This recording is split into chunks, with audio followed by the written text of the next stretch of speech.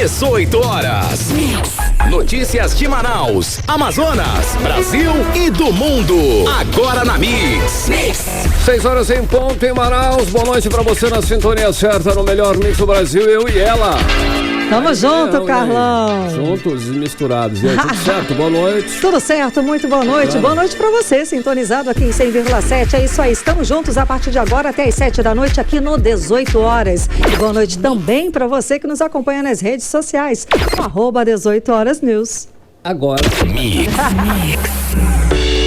Milhão 6 e 1, nós temos hoje para os nossos ouvintes mimos, presentes, Karime, ou é o que nós temos hoje? Temos sim, Carlão. Seguinte, 3 camisas convite para a feijoada do Grupo de Apoio à Criança e ao Adolescente com Câncer no Amazonas, o GAC. Vai ser neste sábado agora, dia 18, a partir do meio-dia, lá no Clube do Trabalhador do SESI, na Zona Leste de Manaus. Então você já sabe como funciona, né não? Seguinte, as primeiras 3 pessoas que pararem agora aqui na Rádio Mix, na Rua Fortaleza 585, no Adrianópolis, cada uma delas leva uma camisa convite para a feijoada, Carlão. É uma boa, hein? Quem quiser ajudar pode comprar também os ingressos para a feijoada que estão sendo vendidos no valor de R$50. O telefone do GAC é 3659-5000, anote aí, em 3659-5000.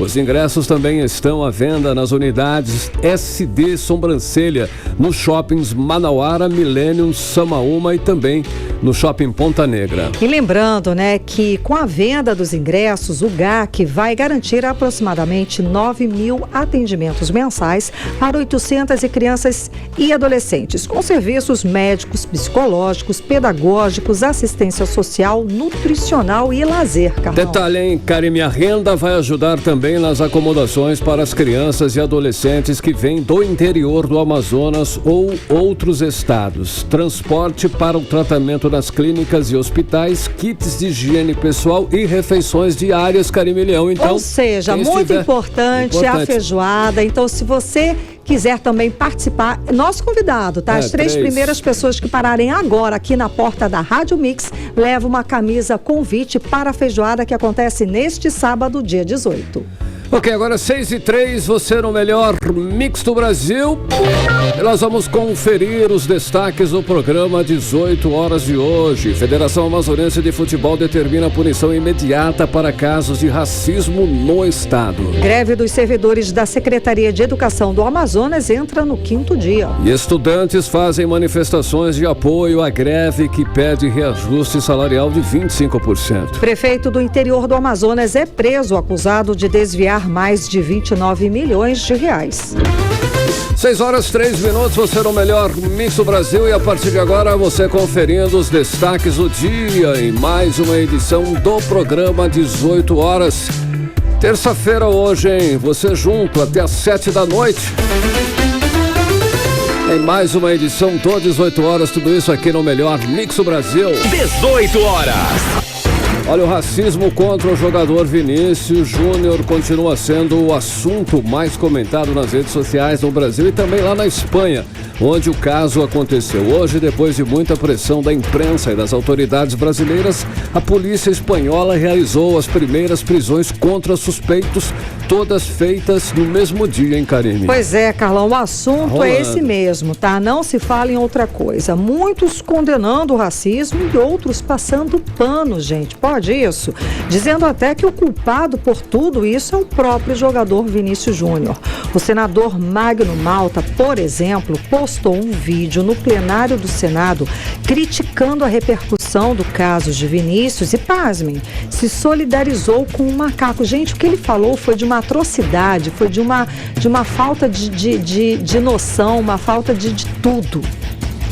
Karime, é como dizem, né? O cara não tá sabendo o que ele tá falando, deve estar delirando, né? É muito bizarro que esse senador, né? tá ele encarando,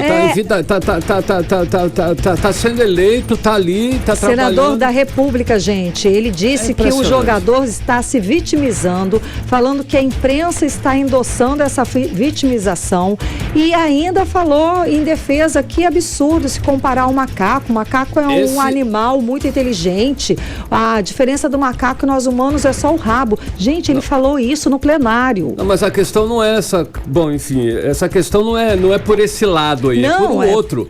Pelo racismo. Pelo racismo, não é que não é a física, não tem nada a ver.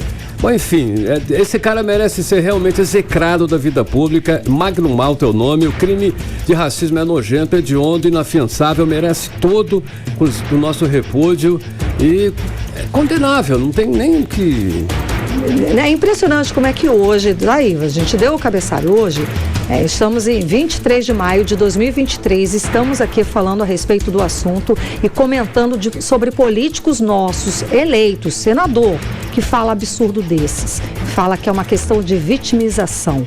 O caso do Vinícius Júnior acendeu um alerta em praticamente todo mundo contra essas manifestações de preconceito nos campos de futebol, mas as ofensas não acontecem apenas na Europa, claro que não, gente. A gente sabe que aqui no Brasil também acontecem casos assim, por incrível que pareça, está aumentando nos últimos anos. Segundo um levantamento do Observatório da Discriminação Racial do Futebol, o Brasil registrou 64 situações de racismo em 2021.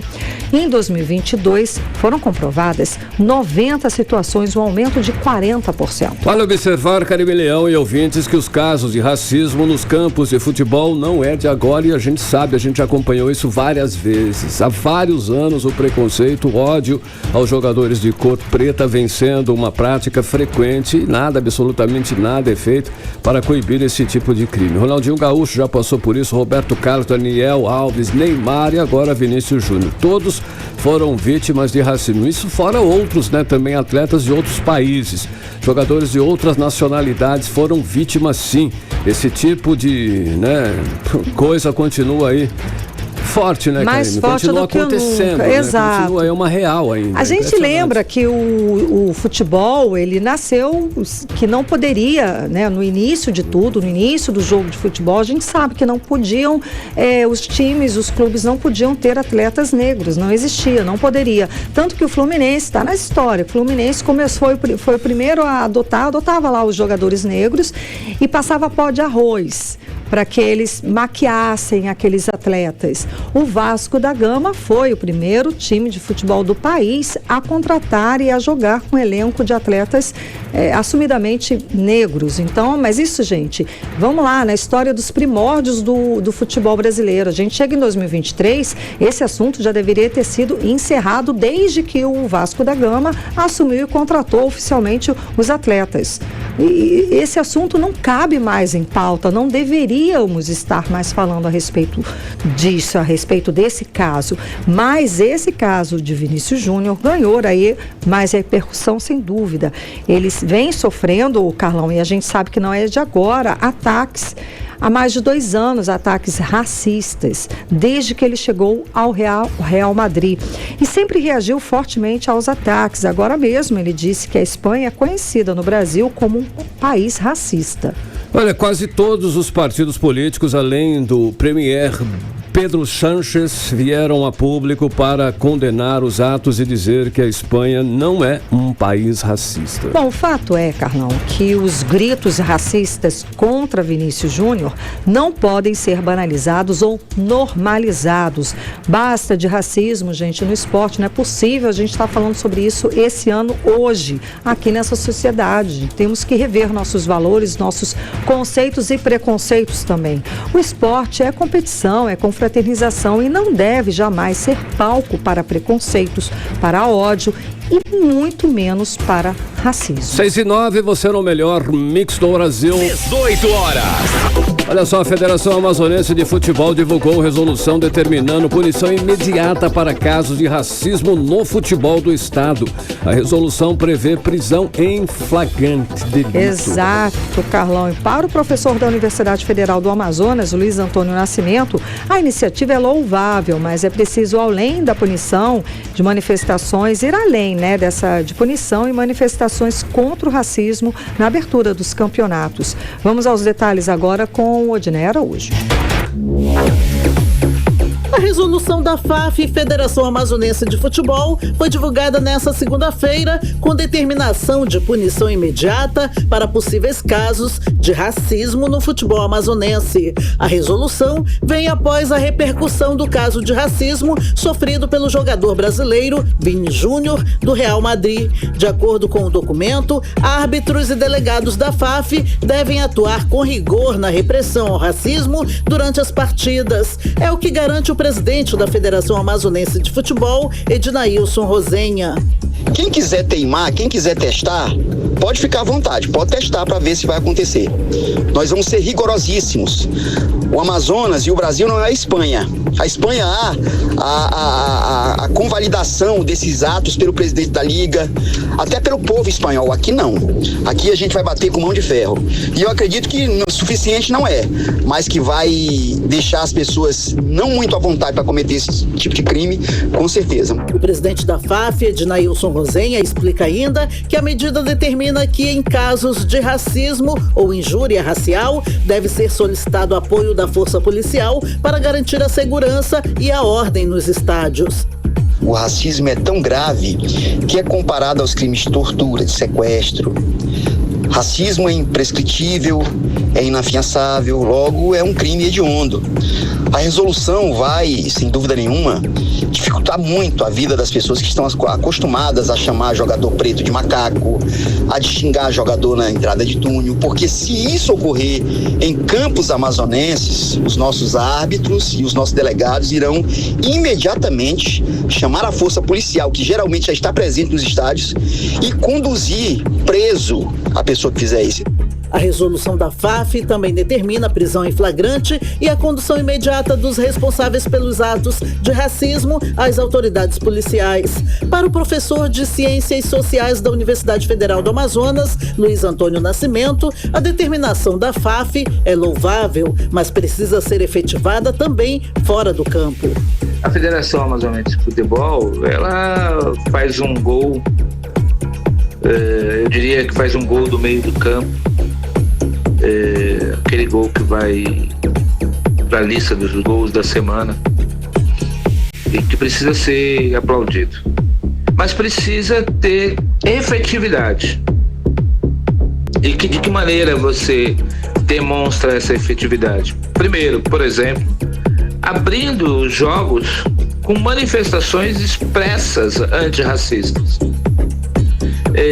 Abrindo jogos naquele momento que antecede o início dos jogos, transmitindo em telões pequenos documentários, pequenos vídeos, chamando a atenção para a importância da igualdade de gênero, igualdade racial.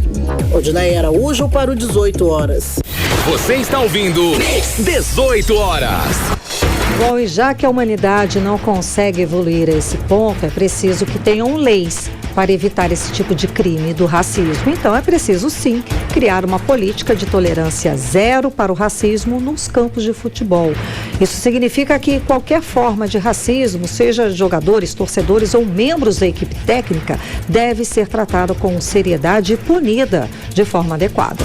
O que a Federação Amazonense estabeleceu como protocolo deve ser estendido para todo o mundo, com certeza. Quem for identificado praticando racismo deve ser preso em flagrante e proibido de frequentar para sempre os estádios de futebol. É forever, para sempre, Karine fazer Leão. uns cursos aí, de repente, né? Enfim, o combate ao racismo, Carlão, no futebol, fora dele, deve ser um esforço coletivo e contínuo de todos nós da sociedade, gente. É necessário um comprometimento de todas as partes interessadas, incluindo os jogadores, treinadores, árbitros, torcedores, dirigentes, órgãos e reguladores de futebol para criar um ambiente inclusivo e livre de discriminação racial. Caso contrário, esses casos de racismo, claro, só tendem a aumentar. 6h14.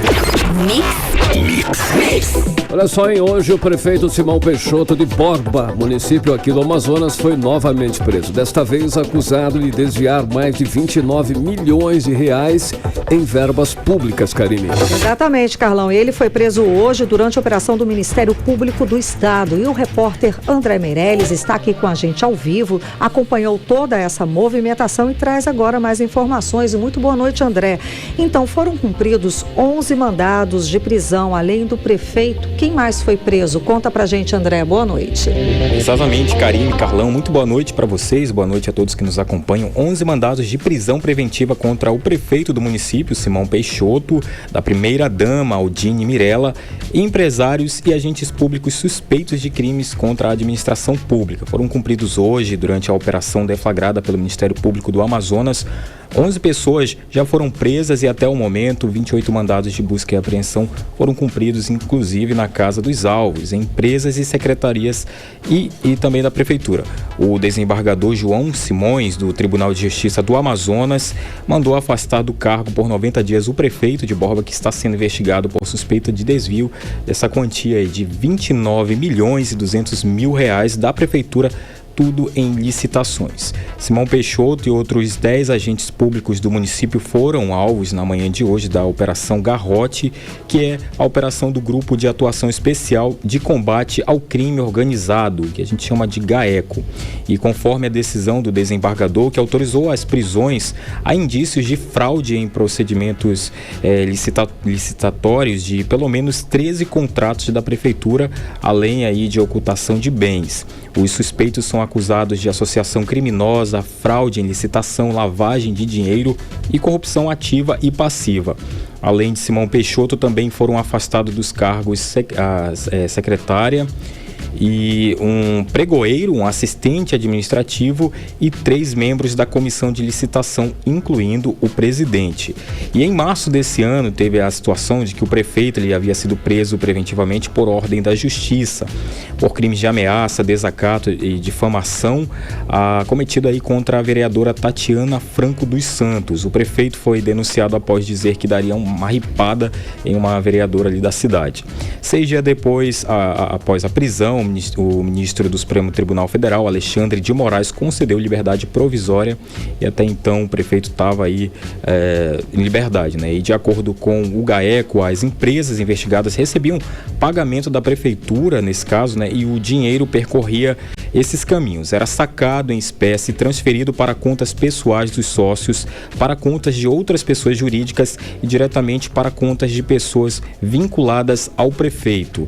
Um dos contratos investigados pelo GAECO foi do Mercadinho do Primo, que mesmo sendo uma empresa de pequeno porte, foi vencedora da licitação de 4 milhões de reais e 200 mil para compra de materiais para pavimentação ali no município. Outros pagamentos feitos pela prefeitura e 12 empresas estão sob suspeita por seguirem a mesma sistemática da contratação do Mercadinho.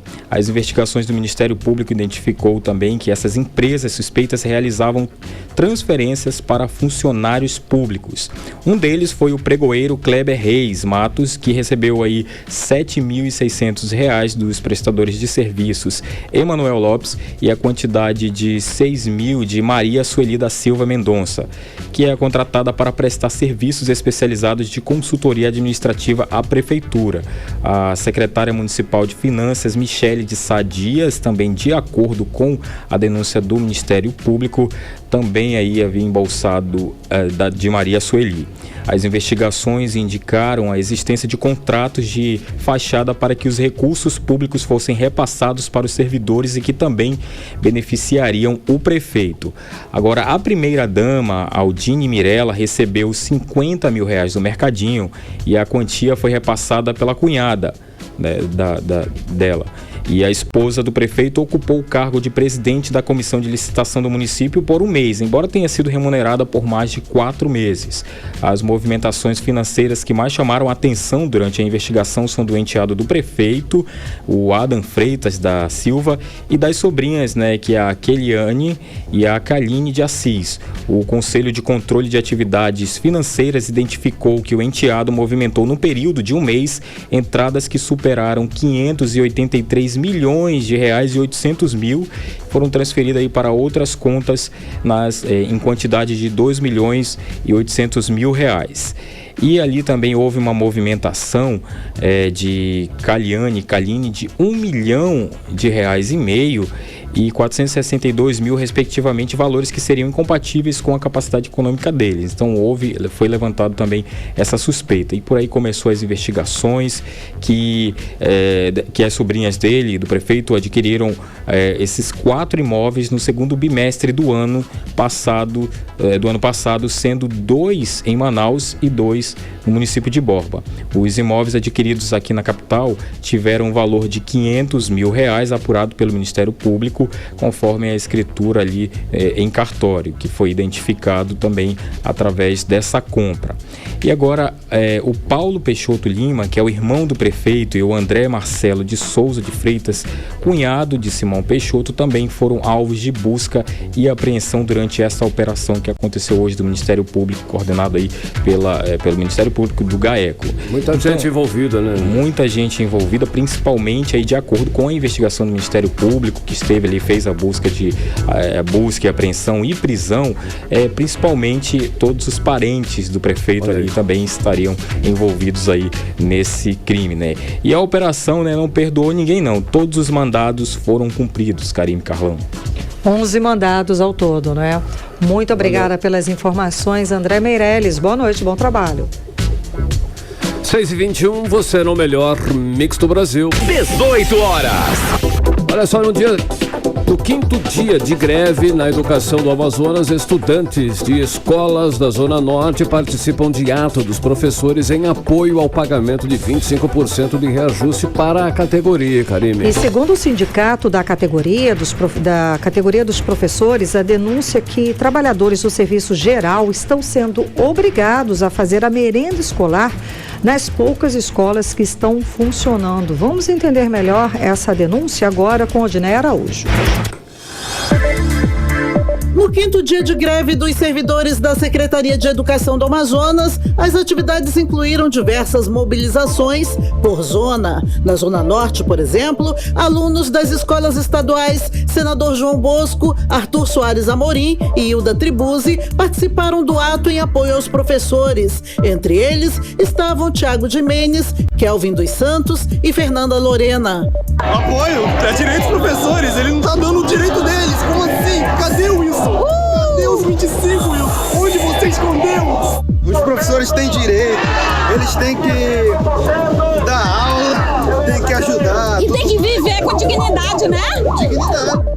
É muito justa essa causa, porque faz desde 2019 que eles não aumentam o salário. Isso mesmo. E é muito justo porque eles suportam muito, né? Novas escolas, inclusive do Colégio da Polícia Militar, que nunca participam de paralisação, aderiram hoje à greve da educação, que começou no último dia 17, após inúmeras tentativas de negociação com o governo do estado. Em contrapartida, o Sindicato dos Trabalhadores em Educação no Amazonas denuncia que a SEDUC tenta maquiar a situação, colocando trabalhadores do serviço geral para fazer a merenda nas poucas escolas que estão funcionando. É o que diz Ana Cristina Rodrigues, presidente do Sinteam. Recebemos muitas denúncias e confirmamos através da imprensa que há escolas em que os alunos estão entrando às 7, saindo às 9, por ausência de merendeiros e dos demais trabalhadores em educação, mostrando claramente de que a Secretaria está procurando mascarar os índices verdadeiros da paralisação, ressaltando que os trabalhadores não estão em greve porque querem, estão em greve porque o nosso empregador é intransigente e não cumpre a lei da educação.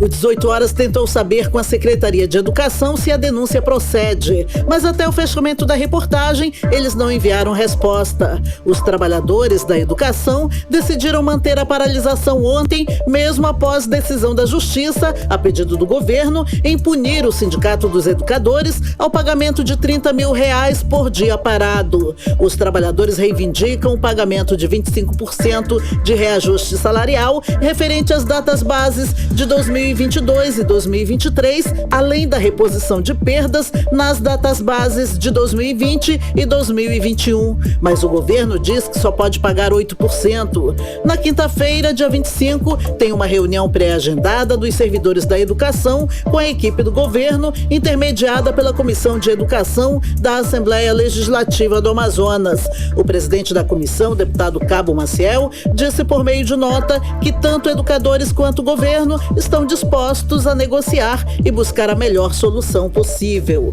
Odinei Araújo para o 18 Horas. Você está ouvindo 18 Horas. 6 horas e 25 minutos, você no melhor Mix do Brasil, 18 horas no ar. E o número de assaltos a ônibus diminuiu 30,6% em Manaus no primeiro quadrimestre desse ano em relação ao mesmo período do ano passado. Foram 428 assaltos registrados de janeiro a abril deste ano, contra 617 casos no mesmo período do ano passado. Continua Carlão, alto, mas diminuiu, né? Diminuiu a boa notícia. O prefeito disse que essa queda aí já é reflexo da instalação das câmeras dentro dos ônibus. Vamos entender melhor o assunto agora na reportagem de André Meirelles. Manaus registrou 428 roubos dos ônibus do transporte coletivo até abril deste ano. Os números representam 30,6% menos que no mesmo período de 2022, quando foram registrados 617 casos, conforme os dados do Sinetran. De acordo com a Prefeitura, a instalação de câmeras de monitoramento nos ônibus de Manaus tem contribuído para a redução de números de assaltos. Atualmente, 66% da frota possui câmeras de segurança e nos próximos meses, todos os veículos estarão com monitoramentos identificando criminosos, o que pode ajudar na diminuição desses assaltos, como explica o diretor-presidente do Instituto Municipal de Mobilidade Urbana, Paulo Henrique Martins. Todo bandido que entrar no ônibus para assaltar vai ficar registrado a imagem dele, a foto dele assaltando o ônibus. As câmeras já têm um sistema de gravação e agora está sendo implementado aquele sistema de monitoramento em tempo real. Então ele consegue identificar a pessoa, consegue identificar o evento que está acontecendo. A determinação do prefeito é que 100% dos ônibus tenham esse sistema, já tem mais de 60% dos veículos e as câmeras estão sendo gradativamente sendo colocadas nos demais. Motoristas, cobradores e passageiros de ônibus foram alvos de 1.812 assaltos entre janeiro e novembro de 2022. As empresas alegam ter sofrido prejuízos de R$308 mil. Isso sem contar com os bens dos passageiros. O coordenador jurídico do Sinetran, Fernando Borges, acredita que para diminuir ainda mais esses assaltos, a tecnologia de pagamento de passagem por meio digital é uma das soluções. A população tem aderido em massa ao uso de novas tecnologias, de novas formas de aquisição de passagens sem utilizar dinheiro em espécie, o que tem sido um elemento fundamental para desincentivar esse tipo de violência. O problema, evidentemente, ainda existe, mas a proporção de queda está bastante significativa e acreditamos que em breve, com a implantação de 100% da venda e comercialização de passagens sem o uso de dinheiro em espécie, nós teremos uma redução ainda maior. A Prefeitura de Manaus se pronunciou afirmando que, em parceria com o Sinetran, está implementando inovações tecnológicas para otimizar a operação das linhas do transporte coletivo e a gestão dos terminais da cidade para aumentar a segurança dos passageiros de ônibus. André Meirelles para o 18 Horas. Você está ouvindo 18 Horas. Olha só, e amanhã governadores da Amazônia se reúnem em Brasília para discutir a reforma tributária, Karine. Polêmica, Carlão, né? muito polêmica. Será que vão falar de Zona Franca de Manaus? A gente sempre fica com o pé atrás, Eles né? vão falar assim, né? Sempre, passando, né? Eles vão dar Será? sim. Para a gente entender melhor, vamos chamar agora o nosso correspondente em Brasília, o jornalista Carlos Eduardo Matos. Cadu, boa noite, Cadu. Seja bem-vindo. Então, o que a gente pode esperar dessa reunião aí em Brasília? Boa noite, Karine. Boa noite, Carlão. Boa noite, ouvintes do programa 18 horas. Karine, o principal assunto vai ser reforma tributária, viu? Embora a proposta não esteja totalmente amadurecida, o momento agora é de discutir a reforma com os governadores, porque até agora, Karine, o governo federal não tem nenhuma estimativa de impacto financeiro da reforma tributária sobre os estados. Ou seja, nesse processo de simplificação tributária, que é a proposta da reforma, né, não se sabe ainda quantos estados vão perder de ICMS. Claro que se a União perder a arrecadação, os governos estaduais vão ter que perder a reboque. Então essa é a principal questão, a principal preocupação dos governadores amanhã. No caso do Amazonas, como você disse aí, a questão é dupla, né? Porque além dessa possível perda de ICMS, as mudanças na legislação fiscal, há também possíveis perdas com a Zona Franca de Manaus. E até agora o governo federal não apresentou nenhum rascunho, Karine, nenhuma minuta sequer sobre o que se deve ser alterado na legislação fiscal que possa encaixar a Zona Franca de Manaus nessa reforma tributária. E a gente sabe que vai ter mudanças, né? Mas não sabemos quais serão elas e nem quais os impactos sociais e econômicos dessas mudanças sobre a população, né? Já que a Zona Franca de Manaus gera mais de 500 mil empregos diretos e indiretos. O governador Wilson Lima chega amanhã em Brasília, Karine. O primeiro ele vai participar às 10 horas da manhã do Fórum de Governadores. Esse fórum vai reunir governadores de todos os estados, viu? E às 14 horas da reunião do Consórcio de Governadores da Amazônia Legal. Vamos aguardar, portanto, para ver se o tema reforma tributária possa avançar entre os governadores, que a gente possa conhecer de fato o que vem por aí. E nessa reunião, nesse fórum de governadores, vão estar todo o staff da reforma tributária. Vai estar lá o API, que é o secretário de reforma tributária do governo, vai estar o coordenador do grupo de trabalho na Câmara, que é o deputado Reginaldo Lopes, vai estar o relator também da reforma tributária, que é o deputado Aguinaldo Ribeiro, e certamente, Karine, respondendo a sua pergunta, a seu questionamento no início aí, será que o governador vai levar essas questões da Zona Franca de Manaus a todos eles? Certamente vai, que é um assunto que ainda não está pacificado dentro desse grupo de trabalho.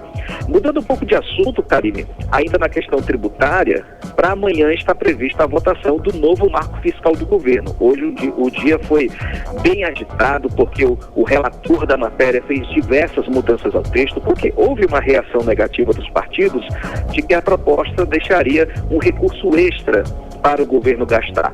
Esse é um assunto polêmico, mas pelo visto está pacificado, viu, Karine? O governo usou de todas as suas estratégias possíveis para atender aos nobres parlamentares. O relator acolheu diversas emendas, o governo abriu a gaveta novamente, liberando mais de 1 bilhão e 200 milhões de reais em recursos para as bases eleitorais dos parlamentares do Centrão.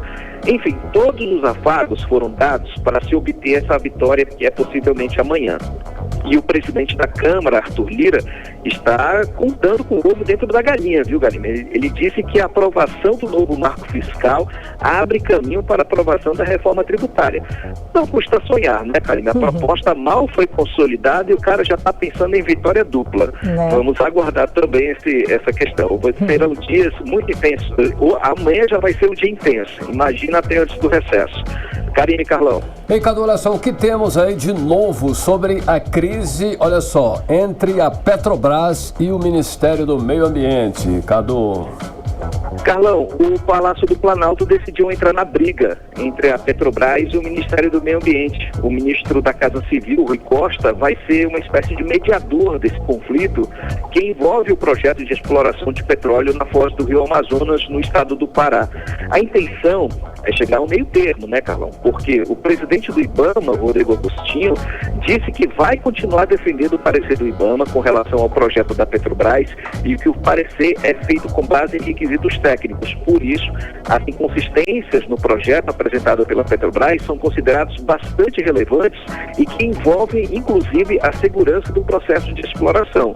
Hoje teve uma reunião do Palácio do Planalto, envolvendo representantes do Ministério do Meio Ambiente, Minas e Energia, Petrobras, mas parece que não houve um acordo de fato. A situação permanece de pé, o impasse continua, viu? E essa polêmica, Carlão, virou um impasse, um problemaço dentro do governo. Tem gente comendo pipoca, esperando a saída de Marina Silva ou de Rodrigo Agostinho, e tem gente também torcendo para que haja um acordo amigável, que Marina Silva possa ser um pouco mais condescendente, né, chegar a um acordo. E agora à noite, Carlão, o senador Omar Aziz, ele fez uma fala no plenário do Senado criticando a postura da ministra Marina Silva. Então vamos ouvir o senador Omar Aziz. Tenho a certeza que o Amazonas está solidário ao estado do Amapá. Posso falar isso pelos 3 senadores do Amazonas, pela bancada de vários parlamentares. A ministra do Meio Ambiente, no primeiro governo do presidente Lula, já criou um calo para ele, não tinha bolha, era só um calo. Agora não, criou um calo com bolha para o presidente Lula. Veja bem, o que estão fazendo com o povo do Amapá não é justo, senhor presidente. Além de estar a quase 580 quilômetros da Foz, se caso houvesse um vazamento, isso iria para Barbados, nunca para Foz, ela não volta. A maré não volta, a maré vai. Nós não somos contra defender o meio ambiente. Somos a favor, até defendemos muito. O Amazonas e o Amapá mantêm as suas florestas praticamente todas em pé. São os 2 estados do norte que mais têm proteção ambiental. Agora, aqui tem riquezas. No meu estado, as jazidas de potássio, de petróleo e de gás é enorme. Se eles estão questionando a retirada do petróleo a 580 quilômetros da costa, imagine quando a gente quiser retirar em terra firme o petróleo e o gás que nós temos no estado do Amazonas. 18 horas. Aí a gente acompanhou a fala do senador Omar Aziz, coordenador da bancada do Amazonas no Congresso Nacional. É aquela história que a gente comentou ontem aqui, não é, Cadu? Quem que vai ressarcir esse dinheiro que o estado do Amapá vai deixar de ganhar? Deveria entrar aí, né, cobrar da União o dinheiro que eles vão deixar de arrecadar, o dinheiro que eles vão deixar de ganhar e pedir esse dinheiro para que eles possam investir ali. É terrível essa situação e como o senador colocou também aqui no estado, caso haja alguma intenção de exploração, vamos ficar também no hora veja, né? Exatamente, ele falou sobre a questão do potássio no município de Altazes, que é uma questão polêmica, inclusive está tendo casos de polícia na exploração, estão invadindo o local para fazer exploração de potássio. Isso já requer uma atuação enérgica do Ministério do Meio Ambiente, do IBAMA, mas ninguém sabe como é que o Ministério vai atuar. E faltou também o senador falar sobre a BR-319. Exato. O IBAMA e o Ministério do Meio Ambiente estão segurando a licença ambiental para a continuidade das obras. Isso daí realmente é um problema sério e entra na mesma questão do rio, da foz do Rio Amazonas. De um lado tem a questão da defesa ambiental e de outro tem a questão do desenvolvimento social e econômico. Sempre é sinuca de bico e sempre com a senadora Marina, com a ministra Marina Silva. Alô, Cadu? Oi, Karine. Oi, falhou um pouquinho, né? Que sempre há essa polêmica com a ministra Marina Silva e que também, né, Cadu, uma coisa não anula a outra. A gente pode explorar e pode ser uma exploração sustentável, ecologicamente ok, não é? Só que ela ainda não sabe disso. Pois é. Essa que é a questão, ela ainda não sabe disso. Ou é pau ou é pedra com ela. Ou é 8 ou é 80. Então, ela inclusive fez uma fala hoje discordando do presidente Lula. E o Omar Aziz agora, ele sempre esteve ao lado do presidente Lula, ele fez um posicionamento favorável ao presidente Lula e contra a Marina Silva. Importante a gente dizer, Marina Silva está ficando cada vez mais só em meio a essa discussão. Agora, Karine, mudando um pouco de assunto, né, os parlamentares que analisam a medida provisória da reestruturação do atual governo, a gente lembra aí que o governo aumentou aí para 37 ministérios e isso, para que continue, precisa da aprovação do Congresso Nacional aprovando aí a medida provisória. E essa medida provisória, que é analisada por parlamentares, né, inclusive do Centrão, eles estão propondo mudanças, Karine, que atingem duramente o Ministério do Meio Ambiente e o Ministério dos Povos Indígenas. O Ministério do Meio Ambiente está sendo altamente desidratado, Karine, perdendo aí o cadastro ambiental rural, a gestão de resíduos sólidos e a autoridade sobre a Agência Nacional de Águas. Com isso, com essas mudanças, Karine, o Ministério do Meio Ambiente perde instrumentos fundamentais para combater o desmatamento da Amazônia e a grilagem de terras. Para você entender a gravidade da situação se essa MP passar. Já o Ministério dos Povos Indígenas perde a autoridade sobre a demarcação de terras indígenas, que foi para isso que foi criada a pasta. Quando o presidente Lula ele assumiu o cargo, criou o Ministério de Povos Indígenas justamente para, entre suas missões, fazer o processo de demarcação de terras indígenas. E os parlamentares do Centrão, que estão analisando essa MP, estão tirando esse poder do Ministério dos Povos Indígenas. Ou seja, estão vislumbrando aí uma grande derrota para o governo se essa MP passar. Karine e Carlão. Cadu, para finalizar rapidinho, tem pesquisa nova sobre a avaliação do governo Lula, né? Quais são os números? Essa pesquisa, Karine, é do Instituto Paraná. Ela diz o seguinte: 54,1% dos entrevistados aprovam o atual governo, porém a rejeição é de 39,4%. Ou seja, é um índice razoável, né, dentro do esperado até pelo governo diante do atual cenário.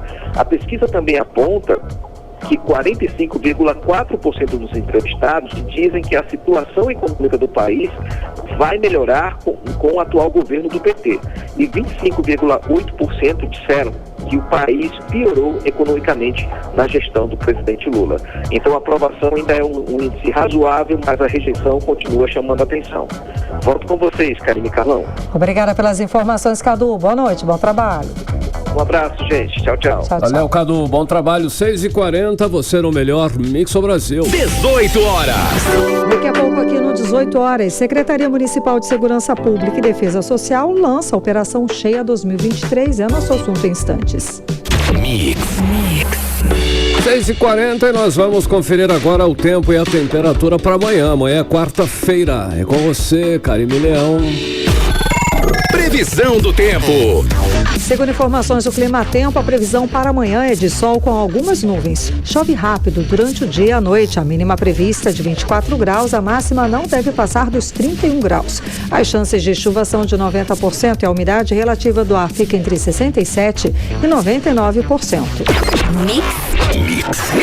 Olha só, o nível do Rio Negro manteve-se estável de ontem para hoje, ficando em 27 metros e 87 centímetros acima do nível do mar. E a Secretaria Municipal de Segurança Pública e Defesa Social lançou a Operação Cheia 2023 para minimizar os prejuízos materiais ocasionados pela alta do Rio Negro. A maior cheia do Rio Negro foi registrada em 2021, quando as águas chegaram à marca de 30 metros e 2 centímetros, deixando inclusive milhares de pessoas no prejuízo, Karime. Pois é, mas as previsões apontam que a cheia deste ano não vai ultrapassar aí esses níveis severos dos 2 últimos anos, como explica a repórter Nathalie Moraes. A Secretaria Municipal de Segurança Pública Social já iniciou o processo da construção de mais de 580 metros de pontes nos bairros do São Jorge, na Zona Oeste, e Educandos, na Zona Sul. A expectativa é que outros 17 bairros de todas as zonas da capital sejam atendidos, como explica o vice-prefeito de Manaus, Marcos Rota. É se antecipar aos problemas. Nós temos já em curso operações da construção de pontes, visitas aos pontos mais críticos nesse período de cheia, mas as pessoas, elas não querem apenas esse atendimento paliativo, o rancho, o colchão, que são extremamente importantes. Mas eles clamam verdadeiramente, vocês que estão nas ruas diariamente, assim como está o prefeito, como estão os secretários, sabem que eles sempre clamam por uma solução definitiva. A Operação Cheia 2023 envolve a garantia desde uma cesta básica até recursos para a reconstrução de áreas que sofrem e prejudicam pessoas, como destacou o titular da Secretaria Municipal de Segurança Pública e Defesa Social, Sérgio Fontes.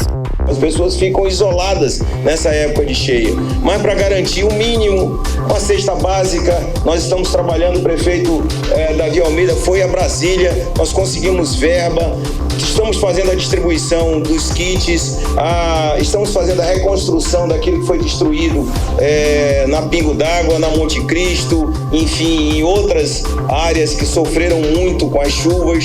A cheia, ela é um pouco mais devagar, ela não tem a tendência a criar grandes catástrofes, mas no final das contas é um evento que a gente tem que se preocupar. As famílias que residem nas áreas atingidas com a subida dos rios serão assistidas com serviços de benefícios da Política de Assistência Social. A previsão orçamentária é de R$9 milhões, sendo a metade destinada para o auxílio aluguel e o restante será aplicado em kits de cestas básicas, como explica o secretário de Assistência Social e Municipal, Eduardo Lucas. Nós estamos, como disse, preparados para assistir, para atender até 4 mil famílias. Todas as estimativas ponto que não será uma cheia tão forte como foi as anteriores, ano passado, ano retrasado, mas nós estamos preparados na assistência social para atender até 4 mil famílias com serviços e benefícios da política de assistência social, voluntárias, cesta básica, colchões, kit de limpeza, enfim, auxílio aluguel. Os moradores do Beco Bragança, no bairro do São Jorge, na Zona Oeste, sofrem todos os anos. A líder comunitária, Adriana Cavalcante, afirmou que a população precisa dessas pontes nesse período e pede um olhar mais atento das autoridades para esta situação. Ajuda muito, porque a população tem que passar, né? E se não tiver ponte, para onde a população vai passar? E aí as pontes ficam podres. Segundo o Serviço Geológico do Brasil, o alerta de cheia estima que a cota do Rio Negro para 2023 não deve ultrapassar a marca de 28,51 metros, o que será confirmado no próximo alerta, que tem divulgação prevista para o dia 31 de maio. A maior cheia do Rio Negro foi registrada no ano de 2021, quando as águas chegaram à marca de 30,2 metros, segundo a medição do porto aqui de Manaus. Nathalie Moraes para o 18 horas. Você está ouvindo 18 horas. Gente, depois do Sindicato dos Trabalhadores da Educação do Estado do Amazonas se recusar a encerrar a greve que começou no dia 16 de maio, o governo do Amazonas anunciou que só vai voltar à mesa de negociações com os representantes da categoria quando os professores retornarem às salas de aula. A paralisação é considerada por eles ilegal pela Justiça do Amazonas e sujeita a multa diária de R$30 mil. É o seguinte, segundo o sindicato, 70% das escolas estão paradas. Essa informação que eu acabei de falar foi divulgada por meio de nota oficial do governo do estado, que destacou que tentou no dia 18 de maio negociar com os educadores grevistas, oferecendo reajuste imediato de 8% da data base, mas teve a proposta negada. Ainda conforme a nota, os educadores que estão paralisados vão ter os dias não trabalhados descontados na folha de pagamento. Agora em Manaus, 6 horas e 47 minutos, vamos falar sobre os bastidores da política local, vamos falar com ela, com a jornalista Cíntia Blink, tem tanto assunto, né, Cíntia? Então, vamos lá. A deputada Joana Dark explicou, por acaso, por que beneficiou o time Amazonas com a emenda de R$3 milhões.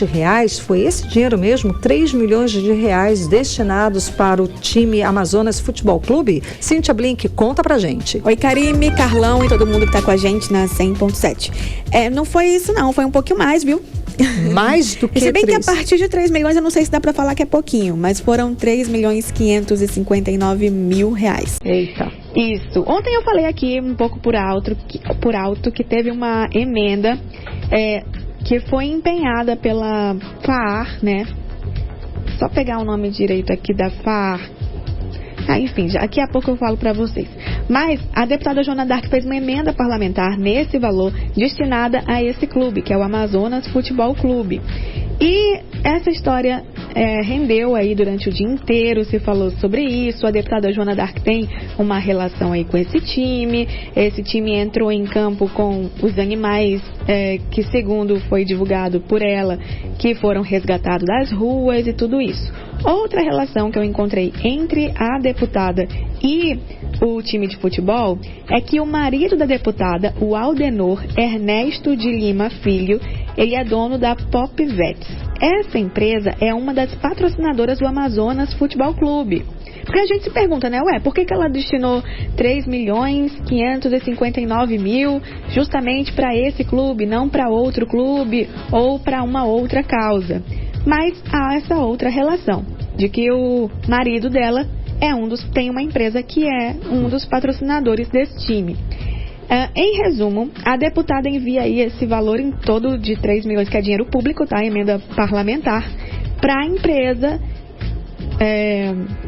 para o time de futebol que a empresa do marido dela patrocina. Isso não é ilegal, mas é imoral, né? Sem dúvida, porque há outros times, há outras causas e tudo isso.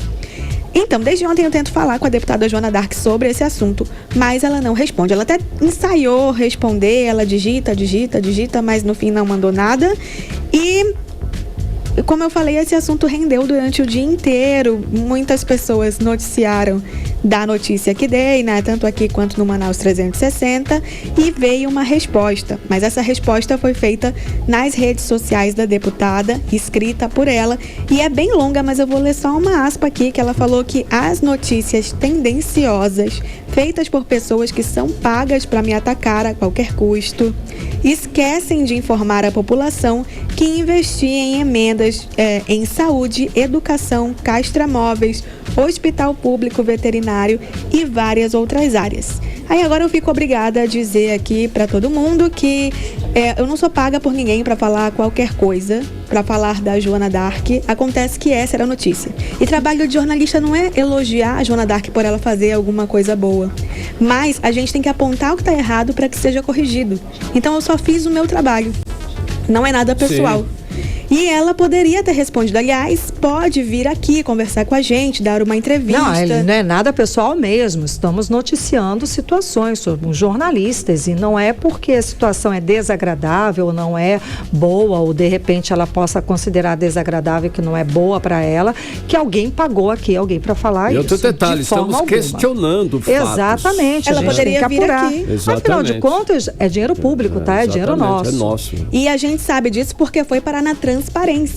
Exato. Porque ela não contou, por exemplo. Olha aí. É isso, Karime e Carlão. Cíntia Blink, olha só, o concurso do Detran, ele foi suspenso. O que aconteceu, Cíntia Blink? Pois é, o conselheiro do Tribunal de Contas do Estado do Amazonas, conselheiro Mário de Mello, ele identificou que havia ali indícios de irregularidade nesse concurso, por isso foi suspenso. Que irregularidades seriam essas, né? Dentre elas estava a exigência do teste de aptidão física para a carreira de agente de trânsito sem respaldo legal. Também teve a atribuição de emissão de parecer jurídico ao cargo de analista jurídico em desacordo com o entendimento do Supremo Tribunal Federal. Também teve ali a falta de regulamentação específica no edital para a nomeação de candidatos com deficiência e também a ausência da possibilidade de posse mediante procuração e a presença de exigências no edital que não constam nas leis estaduais pertinentes. O TCE disse que fez ali a notificação, está esperando uma resposta para entender por que houve esse tipo de exigência, mas o Detran informou que não foi notificado pela Corte de Contas. A gente segue acompanhando. Karime, Carlão. Vamos esperar. Cíntia, agora conta pra gente que quiprocó foi esse aí que os vereadores de Manaus partiram para cima da ministra Marina Silva. O que aconteceu? Pois é, esse assunto que é tão nacional, mas foi parar lá na Câmara Municipal de Manaus. Os vereadores da Câmara Municipal de Manaus resolveram pautar aí sobre foi um vereador, professor Samuel, quis falar sobre a BR-319. E isso ocupou, 40 minutos da sessão, porque vinha um e falava, vinha outro e falava. O que o vereador, professor Samuel, disse? Ele disse que não tem por que a ministra ser contra o Nossa, tá difícil hoje, espera. Asfaltamento da BR-319, porque ela já existe ali, só falta asfaltar. Sim. Então, não existe razão para... Não tem nenhum impacto ambiental. Isso segundo o vereador, tá? Não sou eu que fiz nenhum estudo nem nada disso. Ele quem tá dizendo. Então, ele diz que essa posição da Marina, ela é contra os brasileiros, ela é contra os manauaras, porque impede Manaus de ter acesso aí ao restante do Brasil, né? Por meio da estrada. E outras pessoas concordaram com ele, outros vereadores, como foi o Elan Alencar, por exemplo, o vereador William Alemão, o Kennedy Marques. Teve um que foi a favor da Marina Silva, que foi o vereador Bessa, porque ele disse que não cabe colocar toda a culpa na Marina Silva, porque está intrafegável desde 1988 e desse período para cá foram muitos governos, enfim, não é a questão de a Marina Silva. Agora, uma coisa que me deixou um pouco surpresa é que o único vereador do PT, que é o vereador Sassá da Construção, ele também foi contrário à Marina. Então é um pouco, né, diferente ali. Como assim? Ué, você é do PT? Você não é do PT? Então isso me surpreendeu um pouquinho. Mas era uma causa óbvia, né? Concordo, Carlão. Mas era o que eu tinha pra hoje, viu? Tá ótimo. Valeu, Cíntia Blink, obrigada pelas informações. Boa noite, até amanhã. Boa noite, Cíntia. Até amanhã. Até amanhã, 6h54, você no melhor Mix do Brasil. 18 horas. E agora nós vamos conferir tempo e temperatura e para esta noite de terça-feira. É com você, Karime Leão. Previsão do tempo. Segundo informações do Climatempo, deve continuar a chover, tá? Durante a noite e a madrugada. A mínima prevista de 24 graus, a máxima não deve passar dos 30 graus. As chances de chuva são de 90% e a umidade relativa do ar fica entre 65% e 96%. Mix. 18 horas. Esporte. É isso aí, chegou a hora de falar sobre esporte com Cid Soares. Cid, chega junto, muito bem-vindo. Então, vamos continuar falando, que ontem a gente terminou o tempo muito corrido. Foi tudo muito corrido. Sobre o caso de racismo contra Vinícius Júnior, que fez o atacante cogitar até deixar a Espanha e o Real Madrid. Conta mais pra gente. Então, eu vou começar falando aqui que o Unicef, né, lançou essa semana aí uma campanha digital e capacitações para profissionais da educação, saúde e assistência social, né, para o enfrentamento do racismo já na infância. A estratégia Primeira Infância Antirracista, o PIA, desenvolvida em parceria com o Instituto Promundo, acontece tanto nas plataformas digitais como uma websérie, materiais gratuitos como oficinas, palestras, rodadas de conversa, presenciais inclusive em 8 cidades do Brasil. Aqui em Manaus será na próxima quinta-feira, portanto, se você quiser participar, será muito bem-vinda, dona Karime Leão. O caso de racismo que a gente está falando do Vinícius Júnior, que rolou no domingo, fez o atacante cogitar até deixar a Espanha e o Real Madrid. Só que não é tão simples assim. Quando ele renovou o contrato no início da temporada, o Vini Júnior formou vínculo, né, até 2027 com o Real Madrid, com uma multa rescisória, escuta isso. Caramba. Estipulada em 1 bilhão de euros, ou seja, 5 bilhões e 35 milhões de reais na cotação atual. Não dá, né? Meio complicado. E La Liga aproveitou aí para promover uma nova ação contra a discriminação em todas as partidas. Jogadores das duas equipes se juntam e exibem uma faixa da nova campanha Racistas Fora do Futebol. Não está muito a cara da La Liga, mas enfim. A ação foi vista em prática nas partidas de 14h30 hoje, horário Brasília, dessa terça-feira, né, do Real Sociedade versus Almeria e San Sebastián e Celta. Celta contra o Girona em Vigo. A campanha deve se estender por todos os jogos da rodada. A Federação Amazonense de Futebol, a FAF, criou uma resolução para coibir atos racistas nos jogos realizados aqui no nosso estado. A medida foi assinada ontem, um dia após o jogador brasileiro Vini Júnior, do Real Madrid, passar por aquele episódio de ataques racistas na Espanha. E claro, né, no Brasil não podia faltar. Teve também caso de racismo nesse último fim de semana. O goleiro Kaique do Ipiranga, lá do Rio Grande do Sul, foi vítima, né, mais uma vítima do racismo no futebol brasileiro. O atleta sofreu injúria racial durante a partida contra Altos, no último sábado, no estádio Lindolfo Monteiro, em Teresina, pela 4ª rodada da Série C do Campeonato Brasileiro.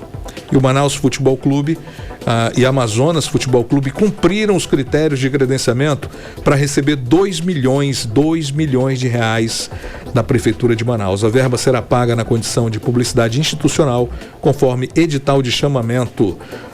Mas infelizmente, né, o Nacional não conseguiu os documentos exigidos, como certidão negativa, débito de um plano de trabalho, enfim. Disputa a Série D e perdeu o patrocínio de R$500 mil. O Leão dançou nessa. Bom, sério? Seríssimo, uma Poxa. tristeza, né? E o Barcelona perdeu hoje por 3-1 do Real Valladolid. Apesar daí do Barça ficar com 70% do jogo com domínio de bola, mas não foi eficiente na finalização.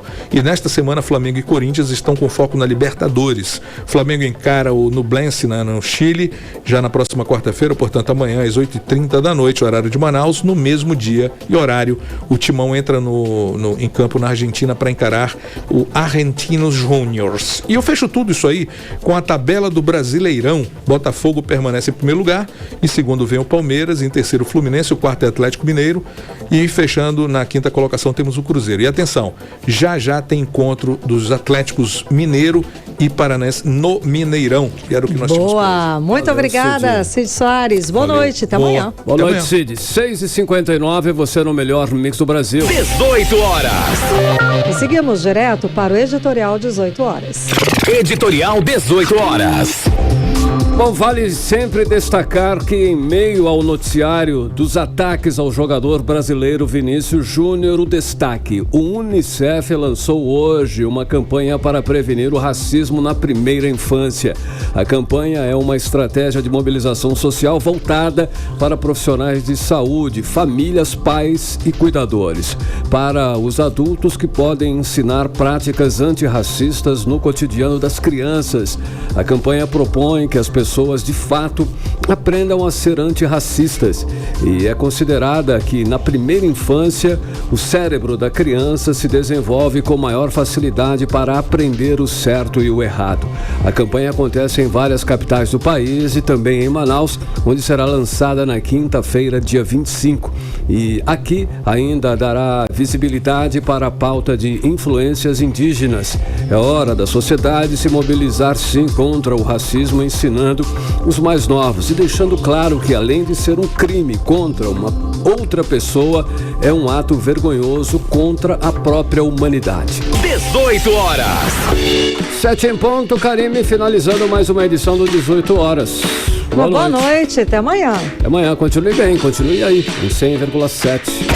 Você ouviu 18 horas. As notícias do Brasil e do mundo. De volta amanhã.